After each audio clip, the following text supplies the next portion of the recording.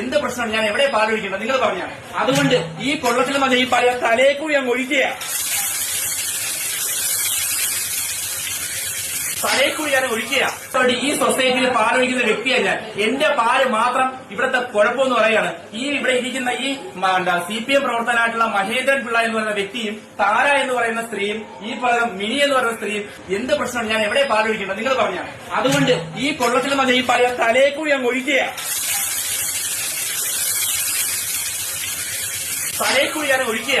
അത്ര വിഷമമുണ്ട് എനിക്ക്. കാരണം ഞാൻ കഷ്ടപ്പെടുകയാണ്. എന്നെ ദ്രോഹിക്കുകയാണ്.